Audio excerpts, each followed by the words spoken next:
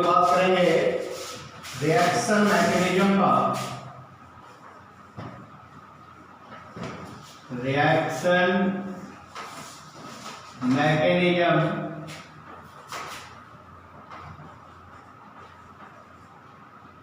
Lecture 5। Reaction mechanism में हम लोग लेक्चर नंबर 5 का बात करेंगे आज। पिछले क्लास में देखे थे SN1 रिएक्टिविटी और SN2 रिएक्टिविटी। उस SN1 और SN2 रिएक्टिविटी के साथ साथ हम लोग ये भी देखे थे उस रिएक्शन में कि हमारा जो कार्बन लिविंग बॉन्ड था वो क्लीवेज लास्ट टाइम हो रहा था और कार्बन न्यूक्लियोफाइल बॉन्ड पहले फॉर्म हो रहा था।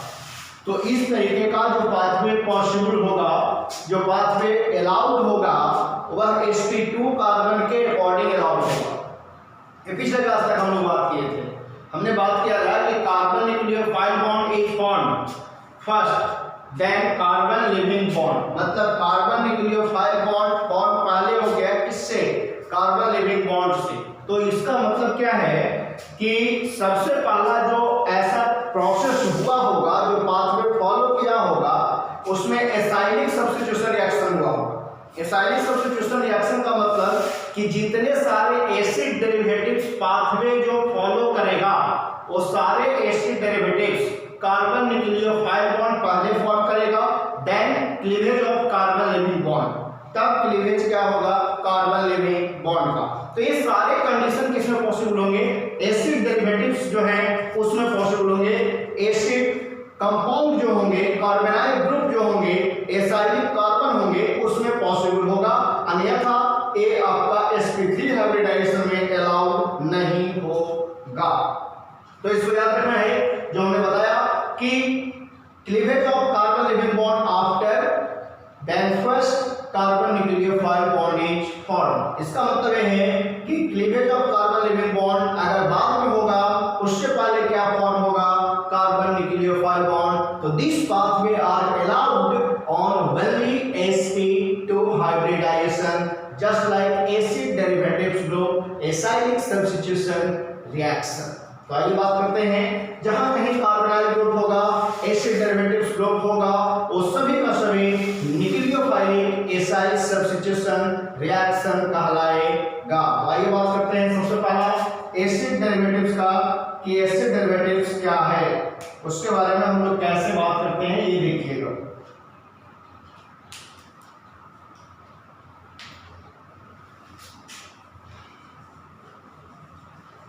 एसिड डेरिवेटिव्स, ये सभी एसिड डेरिवेटिव्स के बारे में हम बात करेंगे। क्या है एसिड डेरिवेटिव्स?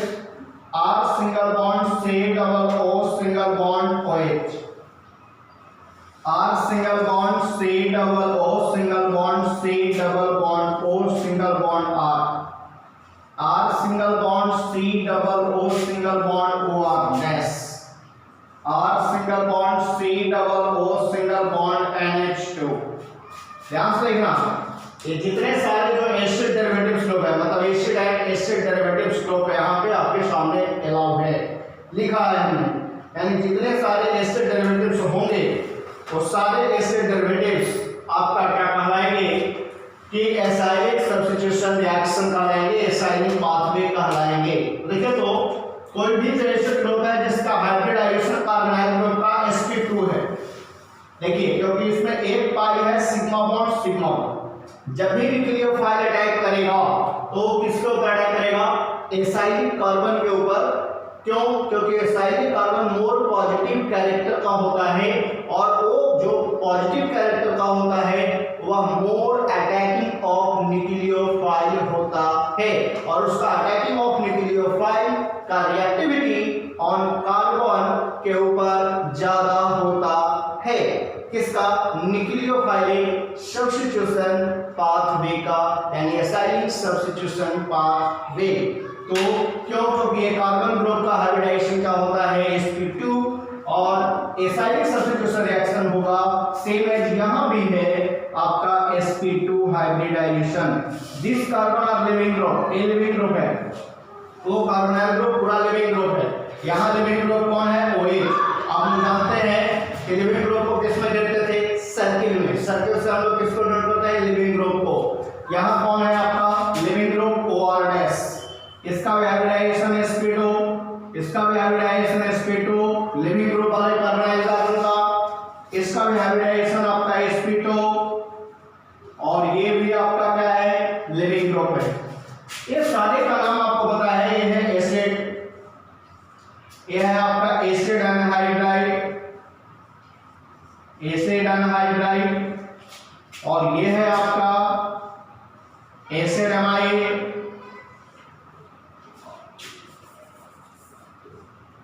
इस्टर इसको बोलेंगे, इसको हम लोग बोलेंगे एसिड एमाइड, या इसी को बोलेंगे एसाइल एमाइड। अब चलिए इसके बाद R single bond C double bond O single bond Cl chlorine, ये लिविंग ग्रुप है। अब इसके जगह आप लिख सकते हैं X hydrogen group, hydrogen group को आप लिख सकते हैं X के जगह फ्लोरीन, क्लोरीन, ब्रोमीन, आयोडीन, ये सभी आपका X के जगह आप पुट कर सकते हैं, यानी क्लोरीन के जगह X भी रख सकते हैं। एसिड हाइलाइट ग्रुप इसका पूरा नाम है।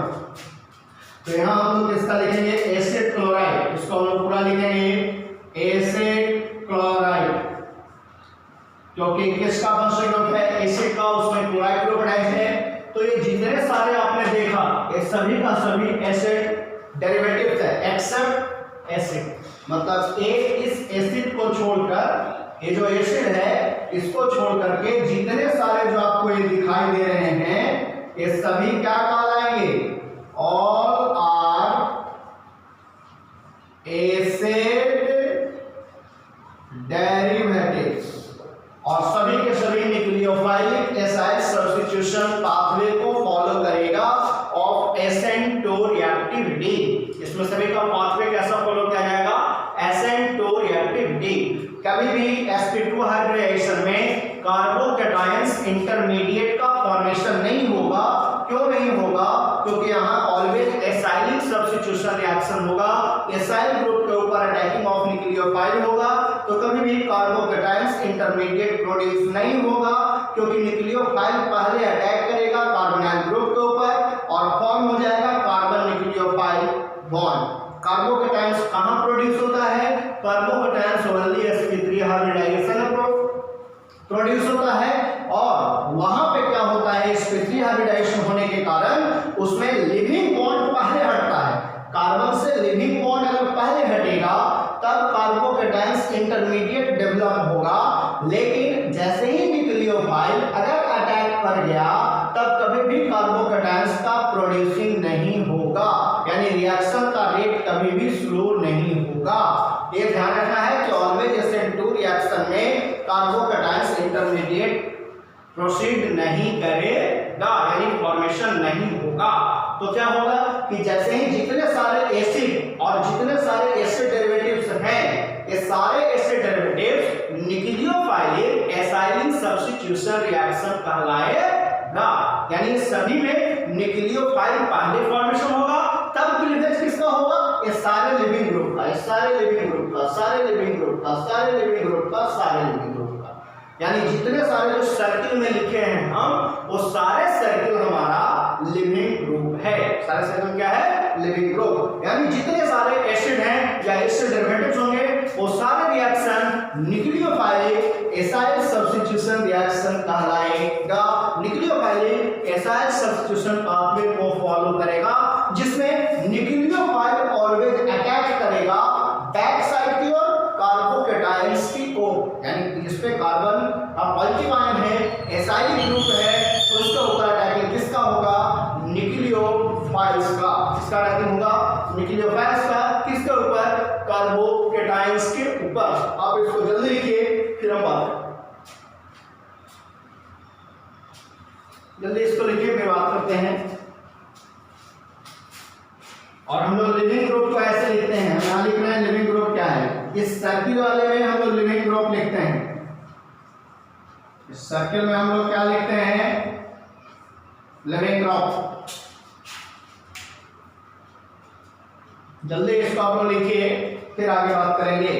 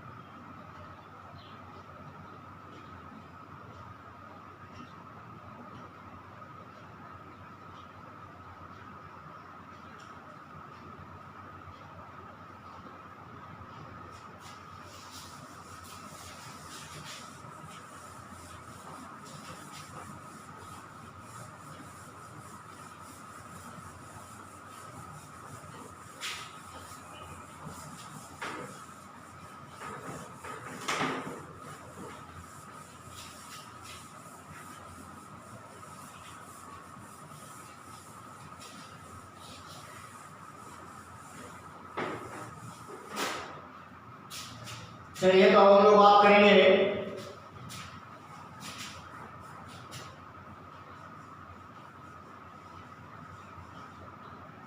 Transition state of accent reaction. Transition state of accent reaction देखिए बहुत इंपॉर्टेंट है। ट्रांजिशन स्टेट का मतलब क्या है कि रिएक्शन का रेट हमेशा क्या होगा, फास्ट होगा। Nucleophile at a time attack करेगा, leaving group at a time cleavage होगा। मतलब अटैकिंग ऑफ न्यूक्लियोफाइल और रिप्लेसमेंट ऑफ लिविंग ग्रुप दोनों का प्रोसेस एक साथ होगा। जब एक साथ होगा तो उस रिएक्शन का रिएक्टिविटी या पाथवे कौन सा फॉलो करेगा, SN2। आपको SN2 का मतलब हम पढ़ा चुके हैं। SN2 का मतलब क्या, बाई मॉलिक्यूलर। N का मतलब क्या, न्यूक्लियोफाइलिक।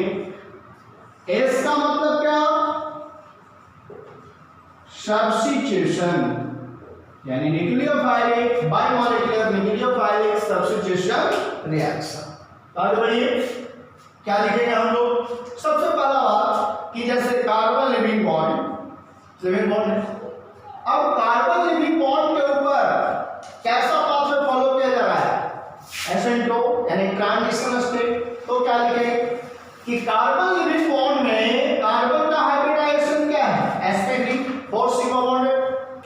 तो अटैकिंग ऑफ न्यूक्लियोफाइल, अब समझिए न्यूक्लियोफाइल का अटैकिंग कहां होगा। ये जो न्यूक्लियोफाइल है मेरा, यह न्यूक्लियोफाइल अटैक कहां करेगा, बैक साइड करेगा कि फ्रंट साइड करेगा। तो बैक साइड अगर अटैकिंग ऑफ न्यूक्लियोफाइल होता है तो प्रोड्यूसिंग कार्बन न्यूक्लियोफाइल बॉन्ड। अगर front side attacking of nucleophile होता है तो कभी भी कार्बन न्यूक्लियोफाइल बॉन्ड फॉर्मेशन नहीं होगा। पूछिए क्यों नहीं होगा।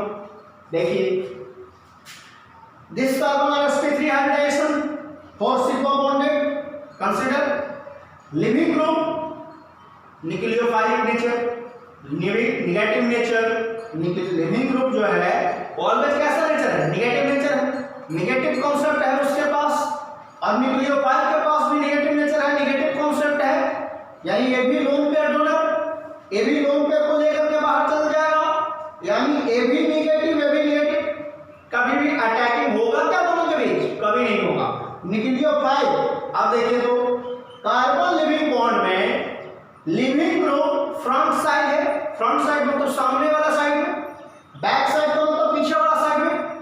तो न्यूक्लियोफाइल पहले अटैक करना चाहता है यहां पे। न्यूक्लियोफाइल पहले अटैक कहां पे करेगा, यहां पे। तो न्यूक्लियोफाइल यहां पे अटैकिंग अगर करता है तो this leaving group negative nature, this nucleophile negative nature, attacking कभी भी पॉसिबल नहीं होगा। यानी फ्रंट साइड से अटैकिंग ऑफ न्यूक्लियोफाइल कभी पॉसिबल नहीं होगा। नॉट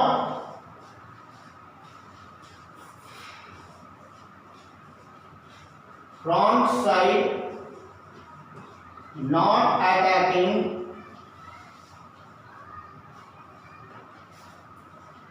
of nucleophile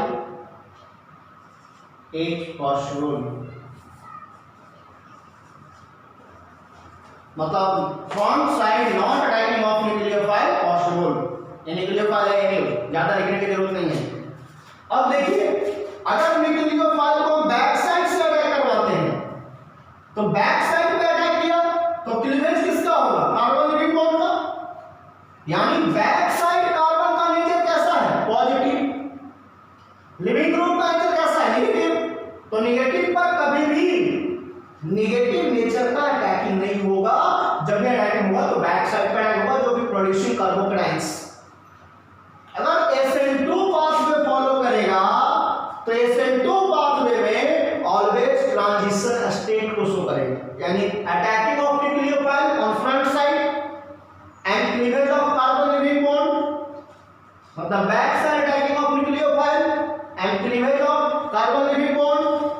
तो कार्बन लिविंग बॉन्ड का क्या होगा, क्लीवेज होगा। तो क्या बनेगा, C single bond single bond single bond, ये वाला जो बॉन्ड था लिविंग ग्रुप आपको बताया था कि डॉटेड लाइन से दिखाएंगे हम, क्योंकि अटैकिंग ऑन सेम टाइम हो रहा है, इसके कारण delta negative to delta positive. यहां भी अटैकिंग किसका हो रहा है, न्यूक्लियोफाइल का। तो यहां delta negative negative positive negative.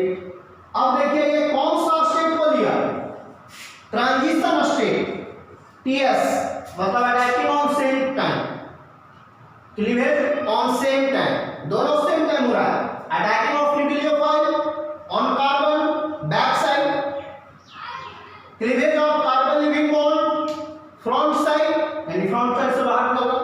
तो किस स्टेट में चला गया रिएक्शन, ट्रांजिशन स्टेट। रिएक्शन का रेट क्या हो जाएगा, फास्ट हो जाएगा। और यहां पे हमारा क्या मेन प्रोडक्ट मिल गया, C single bond carbon nucleophile bond plus leaving group. यानी हम कह सकते हैं कि न्यूक्लियोफाइल ऑलवेज पॉसिबल कहां होगा, बैक साइड।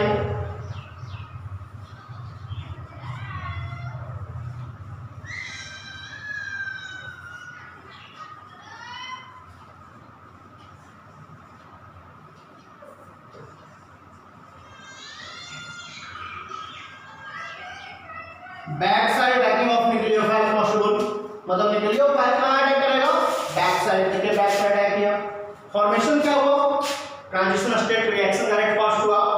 क्या मेन प्रोडक्ट हमें मिला, carbon nucleophile bond, N bond लिख देंगे, यानी कैसा बॉन्ड हमें मिला, कार्बन न्यूक्लियोफाइल बॉन्ड। तो इस केस में रिएक्शन का रेट क्या हुआ, फर्स्ट। यानी हम कह सकते हैं कि मेरा न्यूक्लियोफाइल फ्रंट साइड से अटैकिंग पॉसिबल नहीं होगा। क्यों, क्योंकि स्ट्रांगली रिपल्सन किया जाएगा किसके द्वारा, कार्बन लिविंग बॉन्ड के द्वारा। यानी फिर से सुनिए मेरी बातों को, फ्रंट साइड से अटैकिंग ऑफ न्यूक्लियोफाइल इसलिए नहीं होगा क्योंकि कार्बन लिविंग बॉन्ड के द्वारा स्ट्रॉन्गर रिपल्सन फोर्स लगाया जाएगा। जब स्ट्रॉन्गर रिपल्सन फोर्स लगेगा, इसका मतलब यह है कि दोनों जो रिएजेंट होगा उस रिएजेंट का नेचर सामान्य होगा। जैसे आपने देखा न्यूक्लियोफाइल भी लिविंग ग्रुप एक सामान्य नेचर का है, तो सामने से कभी भी अटैकिंग नहीं होने देगा। जैसे ही वो बैक साइड से जाएगा तो एक पर पॉजिटिव और दूसरे पर क्या मिला, नेगेटिव। तो जैसे ही नेगेटिव पर गया, इसका मतलब क्या हुआ कि नेगेटिव और पॉजिटिव मिलकर के बॉन्ड बना लेगा, यानी नेगेटिव पॉजिटिव मिलकर बॉन्ड बनाया। तो कार्बन और न्यूक्लियोफाइल, फर्स्ट से न्यूक्लियोफाइल यहां अटैक किया, तो वहां पे स्मॉलर रिपल्सन होगा, मतलब ना के बराबर रिपल्सन होगा, छोटा लूप्स मिलेगा। जब छोटा लूप्स मिलेगा तो अट्रैक्शन सबसे ज्यादा होगा।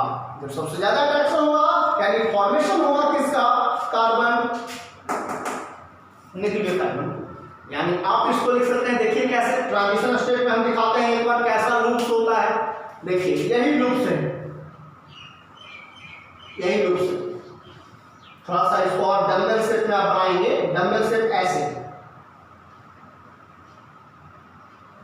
यही डंबल शेप, और इसका लूप्स एकदम छोटा है, ऐसा है, छोटा लूप्स है। यानी इसका जो डंबल शेप है ये छोटा डंबल शेप, यानी आप कह सकते हैं इसको ऐसे, ये बॉन्ड, ये बॉन्ड है, ये छोटा लूप्स है, ये बड़ा लूप्स है। तो छोटा लूप्स पर किसका अटैकिंग होगा, न्यूक्लियोफाइल का। फ्रंट साइड पे कभी भी अटैकिंग ऑफ न्यूक्लियोफाइल पॉसिबल नहीं होगा, देखिए हमने लिख के काटा। और छोटे लूप्स पर किसका अटैकिंग होगा, न्यूक्लियोफाइल। यानी छोटे लूप्स पर पॉसिबल होगा, बट फ्रंट साइड से अटैकिंग ऑफ न्यूक्लियोफाइल पॉसिबल नहीं होगा। जल्दी लिखिए इसको, इसको आगे बढ़ेंगे।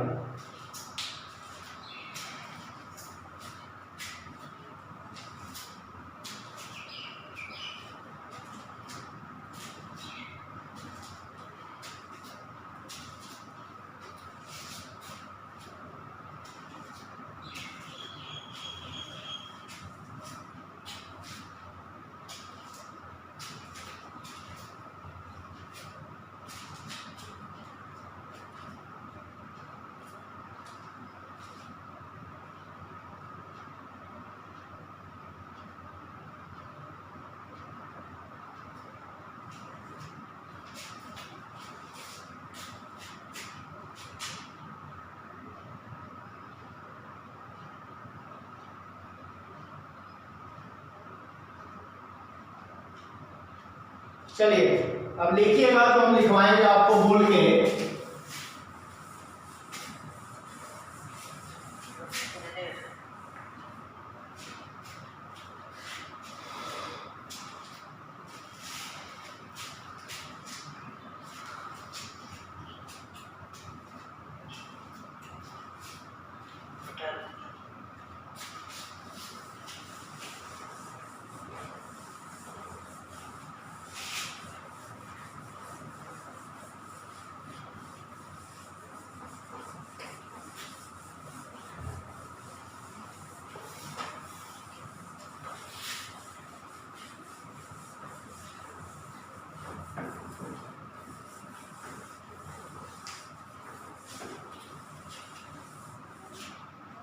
लिखिएगा तो हम लिखवा रहे हैं आपको।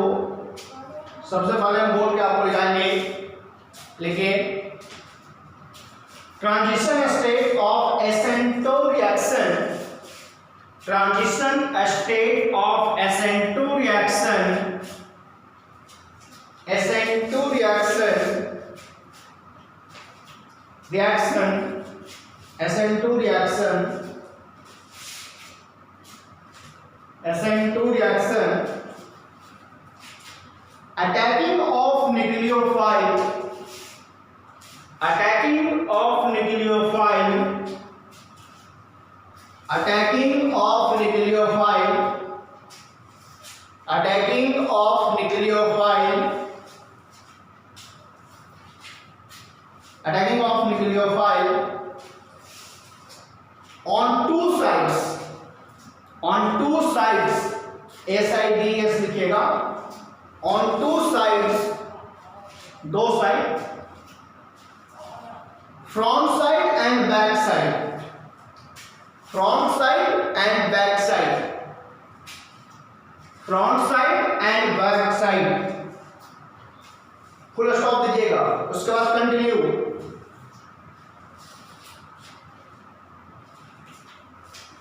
Front side of attacking of nucleophile, full stop के बाद लिखिए front side of attacking of nucleophile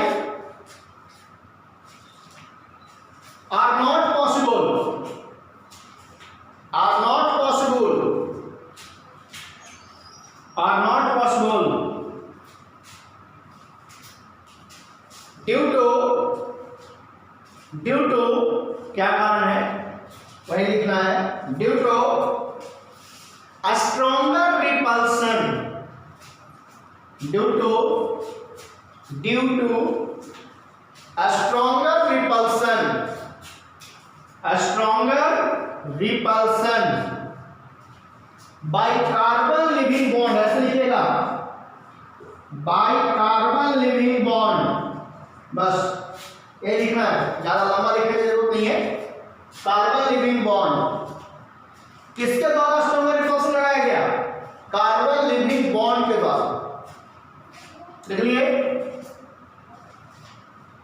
and इसको लिखने के बाद बॉन्ड के बाद and attacking of nucleophile, attacking of nucleophile are possible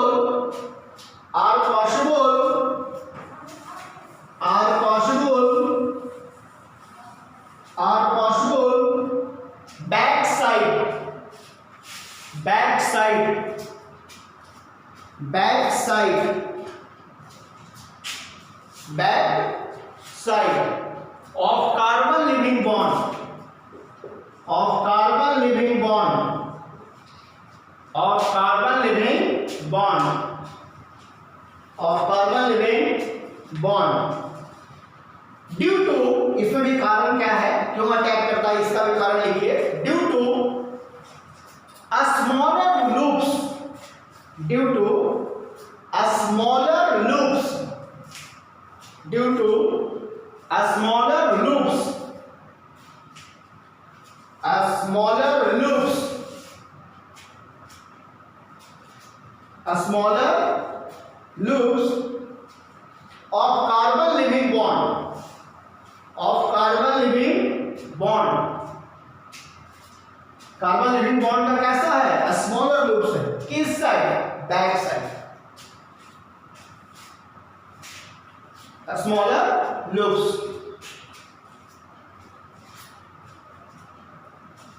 देखिए सब लोग, चलिए फुल स्टॉप दे दीजिए इसके बाद। तो आपको हमने जो बताया वो समझ में आ गया कि न्यूक्लियोफाइल ऑलवेज कहां परस्यूट होगा, attacking of nucleophile back side, front side पर अटैक नहीं करेगा क्योंकि स्ट्रॉन्गर इंपल्सन होगा किसके द्वारा, कार्बन लिविंग बॉन्ड के द्वारा, इसके कारण। चलिए सबसे पहले हम लोग बात करते हैं, घर मान लीजिए कि कार्बन के पास हमारे पास 3 बॉन्ड यानी 3 कोशिका बॉन्ड है। अब इसके साथ जो बॉन्ड है sp3 हाइब्रिडाइजेशन था मेरे पास, हाँ तो sp3 हाइब्रिडाइजेशन था तो इसके साथ 1 सिग्मा बना, 2 सिग्मा बना, 3 सिग्मा बना।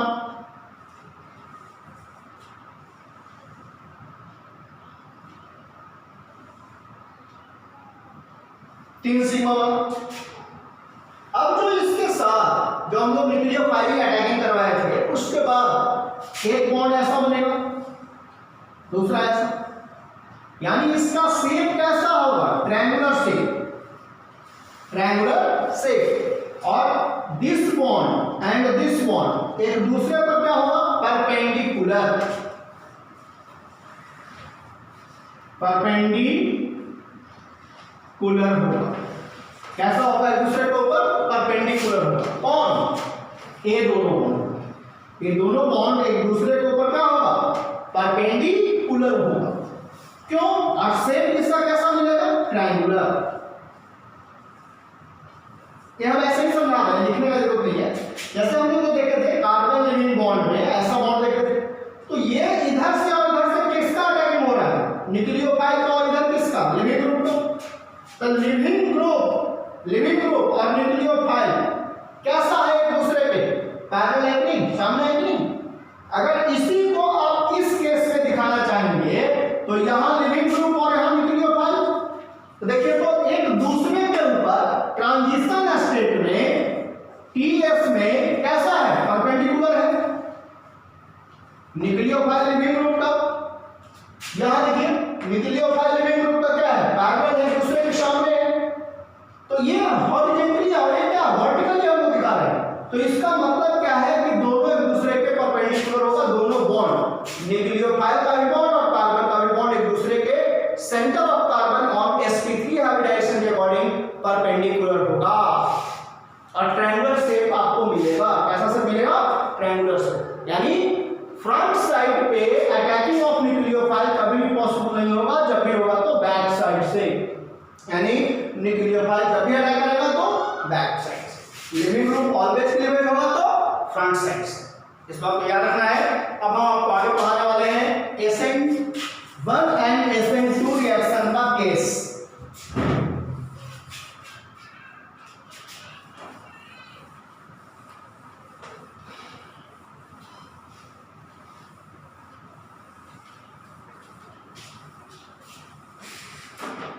देखिए SN1 एंड SN2 रिएक्शन का केस क्या है।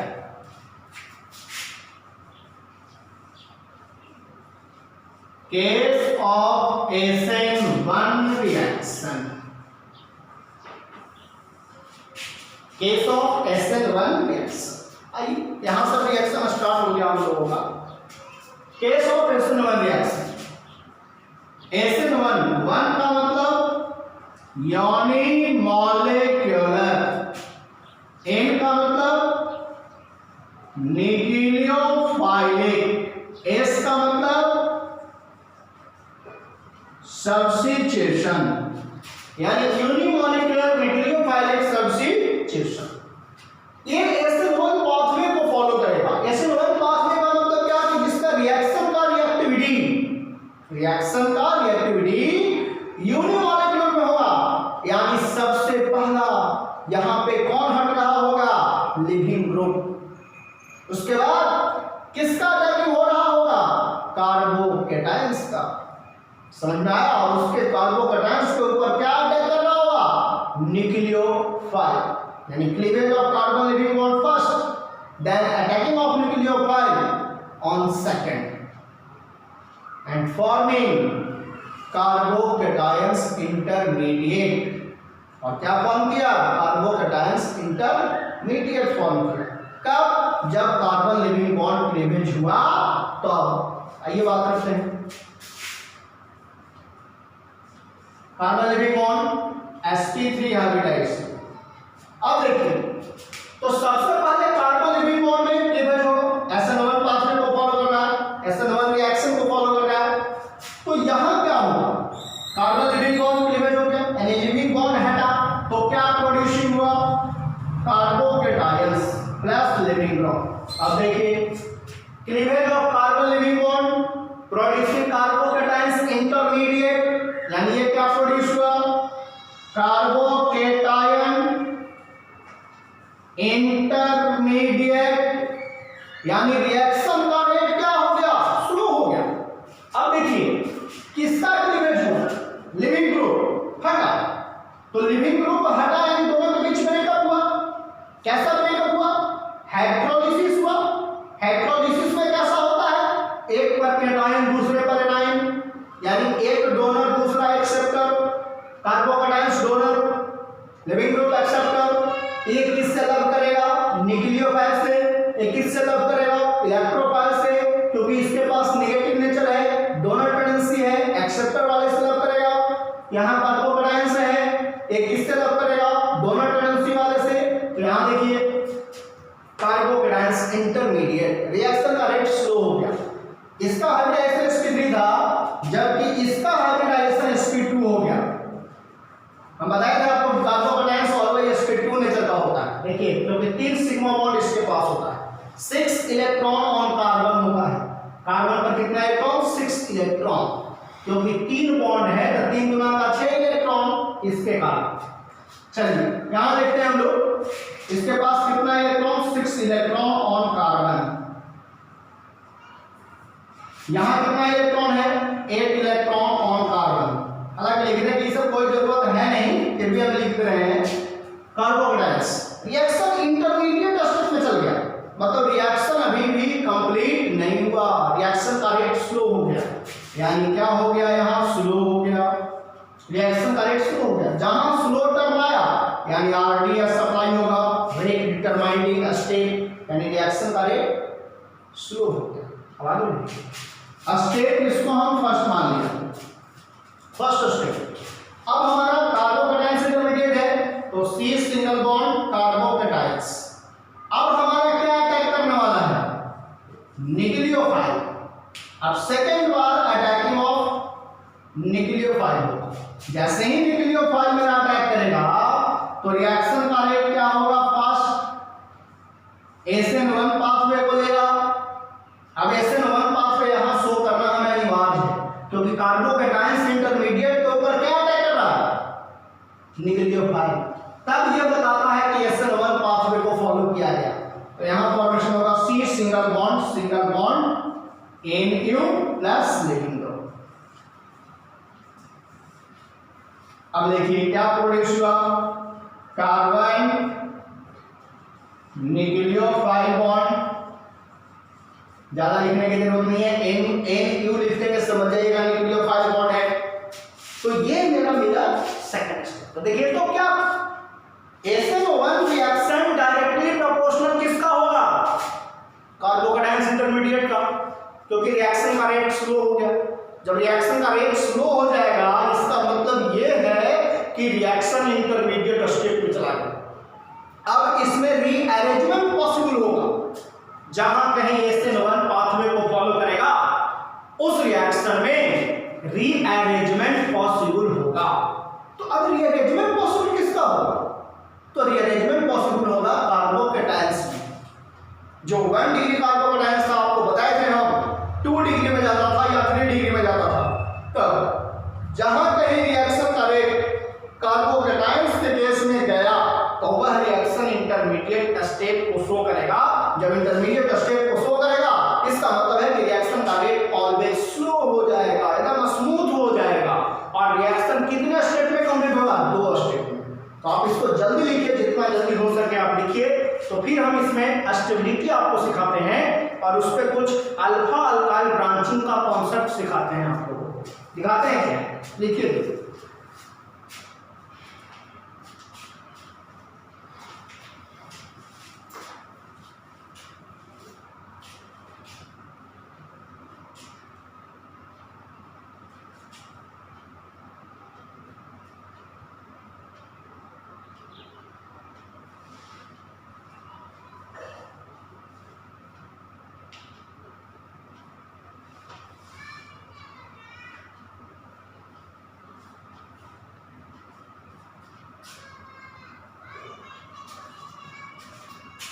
चलिए जल्दी इसको लिखिए आप लोग।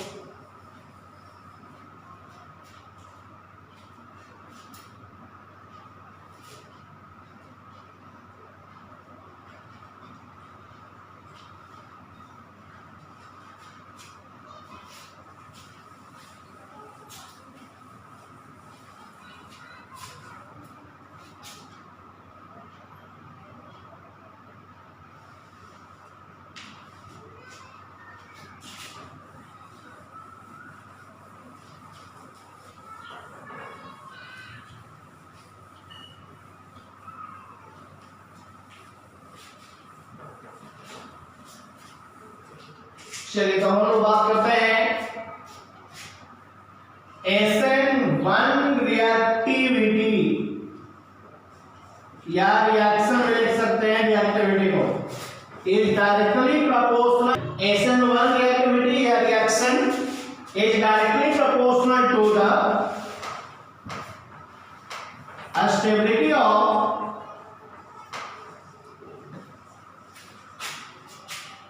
Carbocation intermediate. देखिए हमने क्या लिखा है, SN1 रिएक्टिविटी या reaction directly proportional to stability of carbocation intermediate. यानी कार्बोकेटायन इंटरमीडिएट का मतलब कि कार्बोकेटायन इंटरमीडिएट होगा अगर उसमें रिएक्शन का रेट स्लो हो गया, मींस कार्बोकेटायन प्रोड्यूस हुआ तो उसका स्टेबिलिटी SN1 रिएक्टिविटी में ज्यादा होगा। तो ज्यादा होगा इसका मतलब रीअरेंजमेंट पॉसिबल होगा। रीअरेंजमेंट का मतलब कि सबसे पहले क्या होगा, सबसे पहले हम लोग क्या लिखेंगे, 3 डिग्री कार्बोकेटायन SN1 रिएक्टिविटी के अनुसार या रिएक्शन के अनुसार greater than 2 degree carbocation greater than 1 degree carbocation greater than methyl carbocation. यानी इसमें क्या होगा,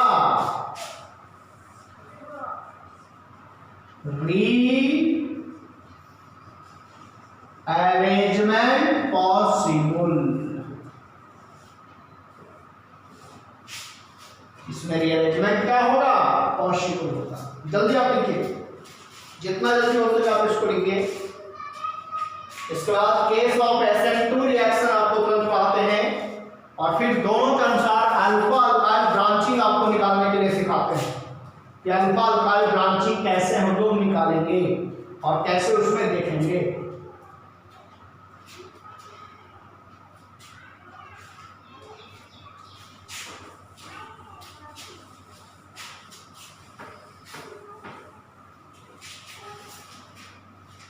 चलिए तो हम लोग बात करते हैं सेकंड केस का। केस नंबर सेकंड कहता है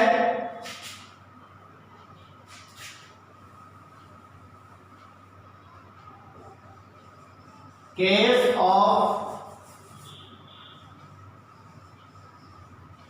SN2 रिएक्शन। SN2 रिएक्शन का केस देखिए।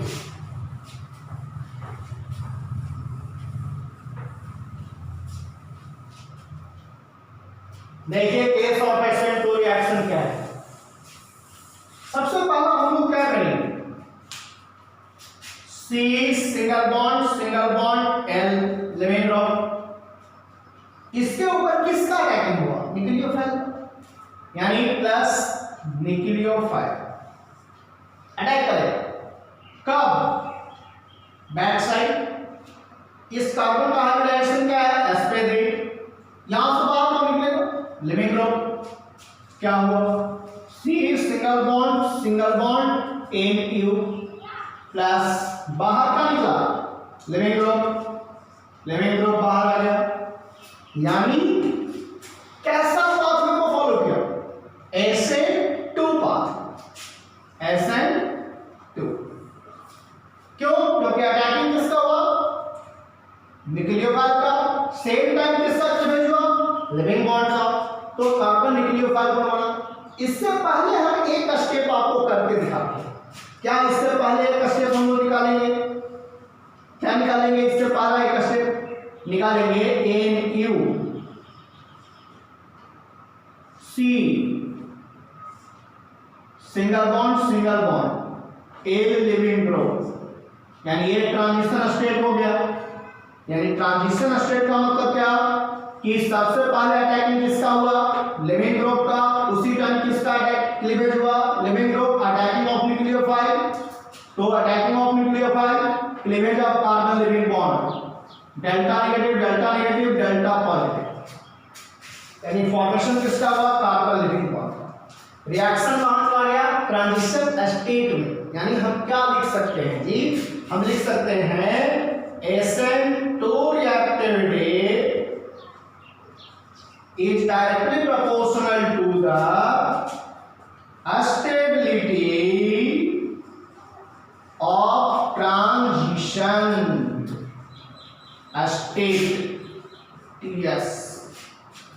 फिर से समझिए, यानी SN2 reactivity डायरेक्टली प्रोपोर्शनल किसका होगा, ट्रांजिशन स्टेट का। यानी इसमें SN2 रिएक्शन में सबसे ज्यादा स्टेबिलिटी किसका, CH3 carbocation, 1 degree carbocation, 2 degree carbocation, 3 degree carbocation, सबसे कम किसका, 3 डिग्री कार्बोकेटायन का। किसके अनुसार, SN2 रिएक्शन के अनुसार। इसमें रीअरेंजमेंट पॉसिबल नहीं होगा, यानी लिखेंगे हम लोग नॉट रीअरेंजमेंट पॉसिबल, इसमें रीअरेंजमेंट पॉसिबल नहीं होगा। जल्दी लिखिए, फिर बात करते हैं। इसको जरूर लिखिएगा आप लोग। इसलिए SN2 रिएक्शन डायरेक्टली प्रोपोर्शनल किसका हुआ, ट्रांजिशन स्टेट का। जल्दी लिखिए, इसके बाद आगे बात करें।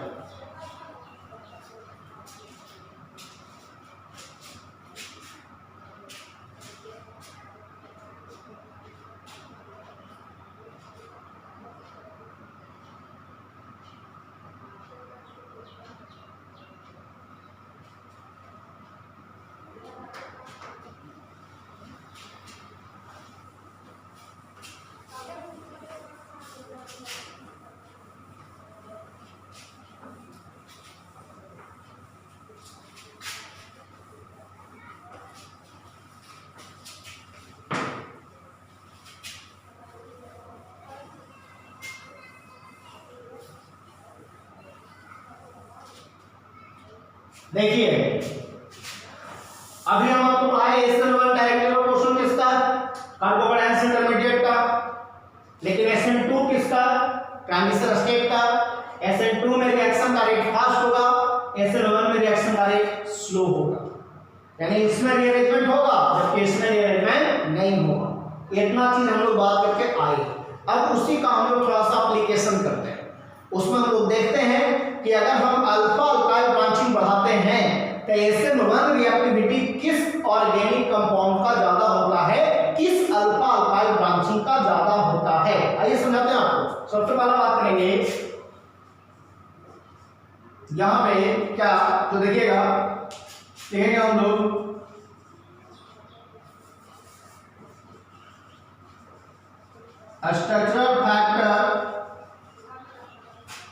structural factors of SN1 and SN2 reaction।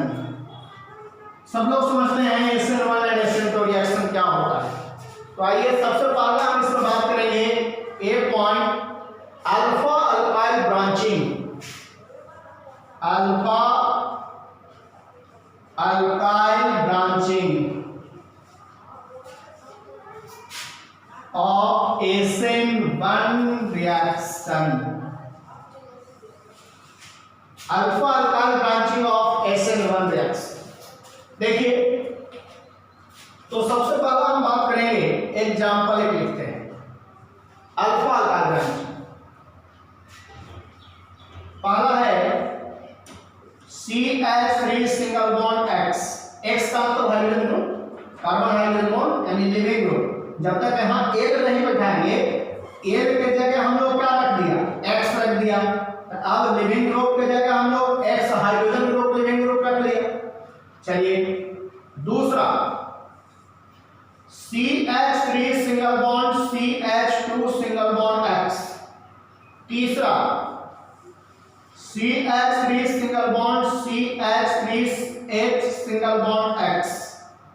और चौथा, जगह नहीं है नीचे इसलिए हम यहां लिख रहे हैं CH3 single bond C bond CH3 bond CH3 bond X। जो समझदार होगा वो समझ गया होगा, जो ना समझदार होगा उसको थोड़ा सा दिक्कत हो रहा है। तो दिक्कत नहीं होगा, टेंशन नहीं लीजिए, हम लिख रहे हैं।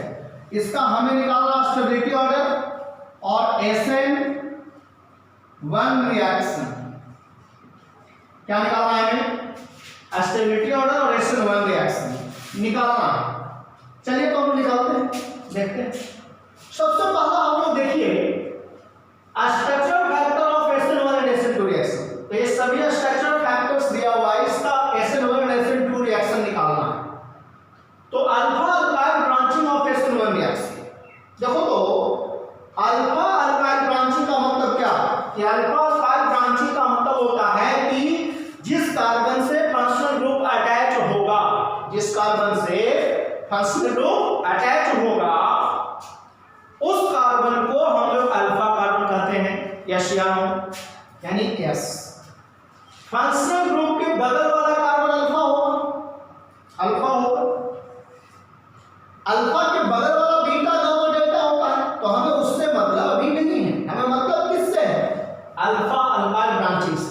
हम लोग देखेंगे कि अल्फा कार्बन का कितना ब्रांचिंग बढ़ेगा। तो जितना अल्फा कार्बन का अल्काइल का ब्रांचिंग बढ़ेगा उतना डिग्री ऑफ हाइड्रोजन बढ़ेगा या डिग्री ऑफ कार्बोकेटाइंस बढ़ेगा। तो डिग्री ऑफ कार्बोकेटाइंस बढ़ा या डिग्री ऑफ हाइड्रोजन बढ़ा, इसका मतलब है कि उसका स्टेबिलिटी बढ़ेगा SN1 एक्टिविटी के अनुसार। फिर से सुनिए मेरी बातों को। हमने कहा कि अल्फा अल्काइल ब्रांचिंग पर जितना अल्काइल ग्रुप को आप बढ़ाइएगा उतना उसका डिग्री बढ़ेगा। तो अगर मान लीजिए कि इस कार्बन से हाइड्रोजन अटैच है तो हाइड्रोजन का डिग्री बढ़ेगा, क्योंकि हाइड्रोजन कार्बन के डिग्री के ऊपर डिपेंड करता है। तो ये कार्बन मिथाइल कार्बन है ना, और इसके साथ हाइड्रोजन अटैच है तो मिथाइल हाइलाइड है।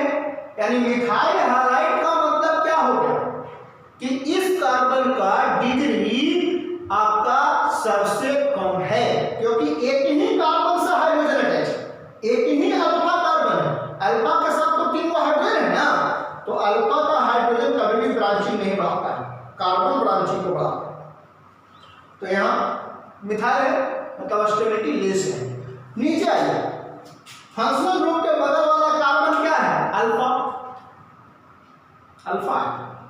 आप देखो तो जी, पहले एक कार्बन था जिससे हाइड्रोजन अटैच था तो वो अल्फा था, और अब जिससे अल्फा है उसके साथ जो हाइड्रोजन है और उसके साथ एक CH3 है, यानी अल्फा कार्बन का ब्रांचिंग बढ़ा कि घटा? बढ़ा। देखिए बढ़ा, पॉजिटिव इंडक्टिव इफेक्ट बढ़ गया। थोड़ा सा IIT लेवल में जा रहे हैं हम लोग। पॉजिटिव I बढ़ गया यानी पॉजिटिव पावर बढ़ गया। आप याद कीजिए इंडक्टिव इफेक्ट में पढ़ाए थे, जितना पॉजिटिव पावर बढ़ेगा अल्काइल का उतना ही उस अल्काइल का स्टेबिलिटी भी बढ़ेगा, यानी डिग्री बढ़ जाएगा, कार्बन का डिग्री बढ़ जाएगा। तो देखिए तो एक कार्बन कितना डिग्री? 1 डिग्री। अब आइए नीचे वाले को अल्फा बता दीजिए। तो फंक्शन ग्रुप से है अल्फा। अब इससे 2 टाइम पॉजिटिव आई है, पॉजिटिव आई 2 टाइम। यहां देखिए 3 टाइम है पॉजिटिव आई, है ना, प्लस आई 3 टाइम है, यानी यहां पे कार्बन यानी हाइड्रोजन का डिग्री कितना है 2 डिग्री, यहां पे हाइड्रोजन का डिग्री कितना डिग्री है 3 डिग्री, क्योंकि 3 कार्बन से रचे है ना। Degree order sp3 hybridisation possible होता है, sp2 में कभी पॉसिबल नहीं होता है डिग्री। आइए अब हम लोग देखिए तो अल्फा का अल्काइल ब्रांचिंग बढ़ा, अल्फा का ब्रांचिंग बढ़ गया, अल्काइल चेन बढ़ गया, पॉजिटिव आई बढ़ गया। जब अल्काइल ब्रांचिंग बढ़ा, पॉजिटिव आई बढ़ा और आपका CH3 ग्रुप बढ़ा यानी डिग्री भी बढ़ेगा। तो देखिए बढ़ा, मिथाइल था, उसके बाद 1 डिग्री 2 डिग्री 3 डिग्री। तो आप देखो तो SN1 reaction is directly proportional to carbocations intermediate. अब पूछिए सर ये अल्फा वाले में हमें कैसे पता चलेगा sir carbocations intermediate? Very simple, living group है ना हो, लिविंग ग्रुप, सब लिविंग ग्रुप को बाहर निकालो बाहर। तो CH3 producing carbocations, leaving group को हम लोग बाहर भेज लिए, बाहर भेजो, सारे लिविंग ग्रुप को बाहर भेजो। चलिए बाहर भेज लिए, क्या बना CH3 single bond CH2 carbocations.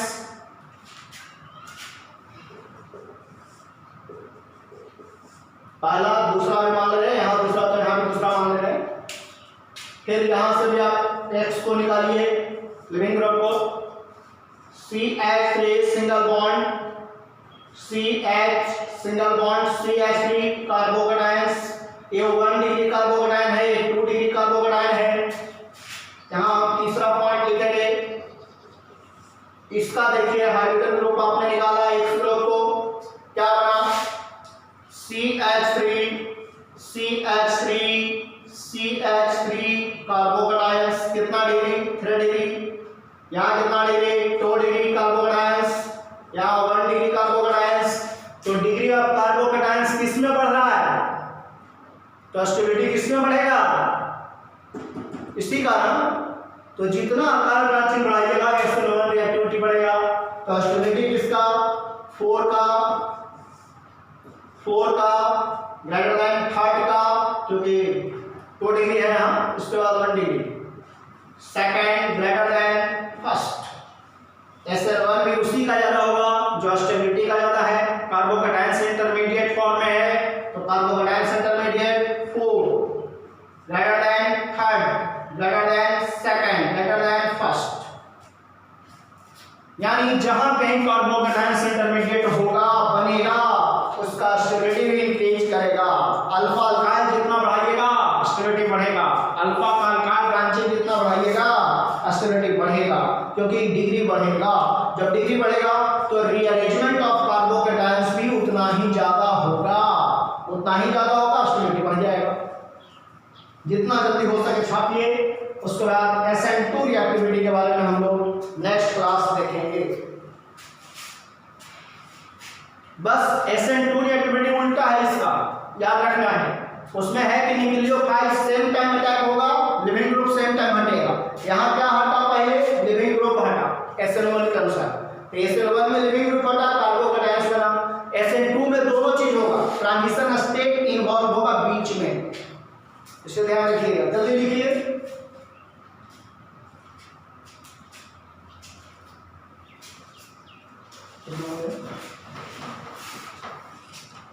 पचपन